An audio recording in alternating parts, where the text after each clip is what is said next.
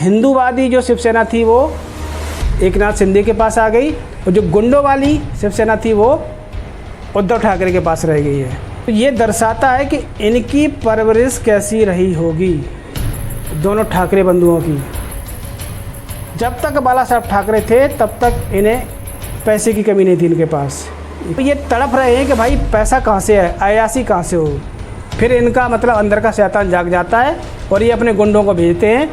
सरकारी संस्थानों पर भी इन्होंने हमला चालू कर दिया।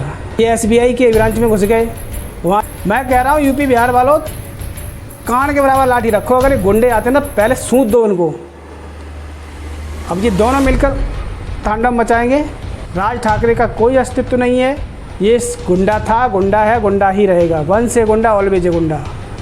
तो गुंडा की गुंडागर्दी कैसे ठीक करते हैं यूपी बिहार वालों, तुमसे बेहतर कोई नहीं जानता है।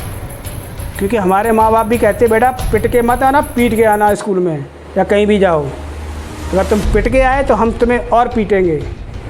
नमस्कार मित्रों, सुनने में आया कि दोनों भाई एकजुट हो गए। मतलब राज ठाकरे और उद्धव ठाकरे दोनों कज़न, दोनों भाई आपस में मिल गए हैं। देखो भैया, ये उद्धव ठाकरे के साथ जो राज ठाकरे मिला है इसमें उद्धव ठाकरे का कोई फ़ायदा नहीं है। क्योंकि जो शिवसेना थी ओरिजिनल, उसको बनाए रखने में उद्धव ठाकरे का बहुत बड़ा योगदान था। क्योंकि वो बंदा सक्रिय राजनीति में रहा, उसके अंदर बाला साहब ठाकरे के सारे गुण थे। गुण मतलब समझते हो, जिसमें अवगुण भी हैं। राज ठाकरे ने कोई पॉलिटिक्स नहीं की। इस बंदे ने हमेशा गुंडागर्दी की, हमेशा गुंडागर्दी की। जब ये बाला साहब ठाकरे के साथ था तब ये गुंडागर्दी करता था। लोगों को पीटना, डराना, धमकाना, एक्सटॉर्शन करना, ये सब आरोप लगे हुए हैं। इन्होंने हिंदू समाज के लिए कभी कोई अच्छा काम नहीं किया। ये जो बोलते हैं मराठा अस्मिता के लिए इन्होंने काम किया, क्या मराठा अस्मिता के लिए काम किया? अगर इतना ही काम किया होता तो आज मुंबई में गुजरातियों, यूपी बिहार और अन्य प्रदेश के लोगों का कब्जा ना होता। मराठी लोग कहाँ हैं, कितने हैं, सबको पता है। कितने संपन्न हैं ये भी पता है। राजनीति के नाम पर इन्होंने सिर्फ उपद्रव मचाया। राज ठाकरे को पता था कि इनकी पॉलिटिकल हैसियत बिल्कुल नहीं है। बीजेपी इनको अपने साथ शामिल कर नहीं सकती क्योंकि इनका चाल चरित्र पहले से ही खराब है। अगर बीजेपी राज ठाकरे को अपने साथ लेके आती है तो फिर वो बीजेपी का पतन होगा। जो असली शिवसेना थी वो एकनाथ शिंदे ले गए। जो टूटी फूटी जो गुंडों वाली शिवसेना बची थी वो उद्धव ठाकरे के पास बची है। या यूँ कहें हिंदूवादी जो शिवसेना थी वो एकनाथ शिंदे के पास आ गई और जो गुंडों वाली शिवसेना थी वो उद्धव ठाकरे के पास रह गई है। तो इन्होंने राजनीति में तो कुछ झंडे उखाड़े नहीं हैं। जबकि जब ये मुख्यमंत्री थे इनके समय में बड़े बड़े कांड हुए, बड़े लोगों की आत्महत्याएं हुई या हत्याएं हुई, साधुओं को मारा गया। तो ये दर्शाता है कि इनकी परवरिश कैसी रही होगी दोनों ठाकरे बंधुओं की, राज ठाकरे और उद्धव ठाकरे।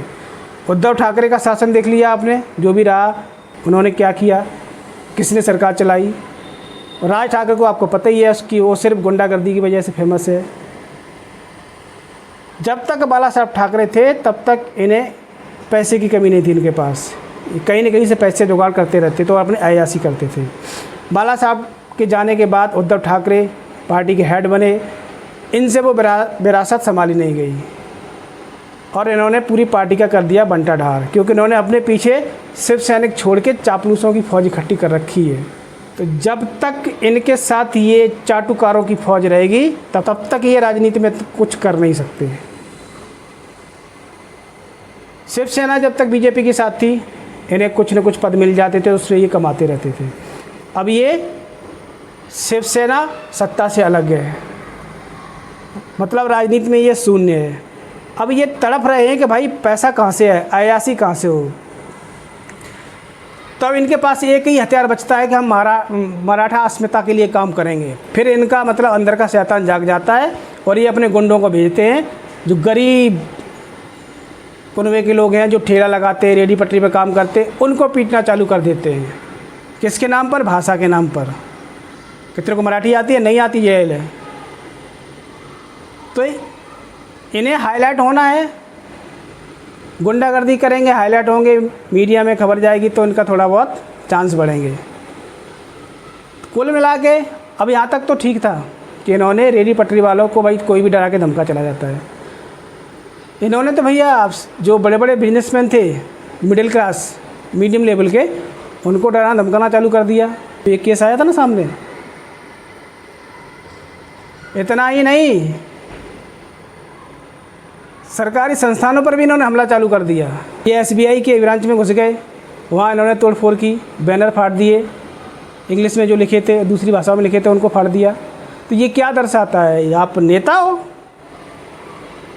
नेता के नाम पर कलंक हो, गुंडे हो, तुम लफंगे हो, तुम हो तुम्हारे पार्टी के नेता, ये कार्यकर्ता। मैं कह रहा हूँ यूपी बिहार वालों, तुम जो भी काम करते हो काम करते रहो, लेकिन साथ में ना एक अपने कान के बराबर ना लाठी रखो।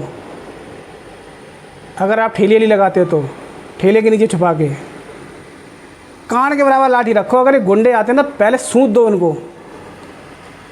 अरे तुम भूल जाते हो तुम यूपी बिहार के हो, तुमसे बड़ा गुंडा तो इस दुनिया में कोई पैदा नहीं हुआ है। तो ये महाराष्ट्र के मराठी और ये मुंबई वाले क्या हो सकते तुम्हारे लिए? अपनी तरफ से गलत मत करो। अगर तुम्हें लगता कि ये तुम्हारे ऊपर हमला करने आए, पहले सूद दो उसको। 4-6 लाठी पड़ेंगी ना, अपने आप भागेंगे सबके सब। जुल्म सहना नहीं है, पकड़े जाओगे तो कोई ना कोई आपको छुटाने के लिए आ ही जाएगा। वहाँ इतने संगठन होंगे, अपना एक ग्रुप बनाओ, संगठन बनाओ। जितने भी प्रवासी यूपी बिहार के लोग हैं, महाराष्ट्र में और मुंबई में खासकर, यूनियन बना के रखो। अगर कोई भी गुंडा आता है आपके ऊपर हमला करता है, तुरंत उसको जवाब दो उसी समय। क्योंकि ये लातों के भूत हैं, ये आज से नहीं कर रहे, ये शुरू से करते आ रहे हैं। इनका खानदानी ये इनका ये मतलब गुंडागर्दी है इनकी। जो शिवसेना है ना उद्धव वाली, अब इस शिवसेना पर राज ठाकरे का कब्जा होगा, क्योंकि उद्धव ठाकरे को पॉलिटिक्स का पी भी नहीं आता है। अब ये दोनों मिलकर तांडव मचाएंगे, खासकर मुंबई में BMC के इलेक्शन होने वाले हैं। ये सब उसी की वजह से हो रहा है। तो ये है शिवसेना के जो अध्यक्ष हैं या मनसे के अध्यक्ष हैं, उनकी कहानी। राज ठाकरे का कोई अस्तित्व नहीं है। ये गुंडा था, गुंडा है, गुंडा ही रहेगा। वंस ए गुंडा ऑलवेज ए गुंडा। तो गुंडा की गुंडागर्दी कैसे ठीक करते हैं यूपी बिहार वालों, तुमसे बेहतर कोई नहीं जानता है। अपने जज्बात को जगाओ। तो अगर तुम्हें कोई लगता है कि हमें हमारे ऊपर कुछ अटैक करने वाला, पहले पेल दो उसको, थप्पड़ मार के भाग जाओ वहाँ से, बाद में होगा देखा जाएगा। क्योंकि हमारे माँ बाप भी कहते बेटा पिट के मत आना, पीट के आना स्कूल में या कहीं भी जाओ। अगर तुम पिट के आए तो हम तुम्हें और पीटेंगे। तो इस बात का ख्याल रखो। तुम यूपी बिहार के लोग हो, हिंदी भाषी हो, हिंदी का मान सम्मान रखो। जय हिंद, जय भारत, वंदे मातरम।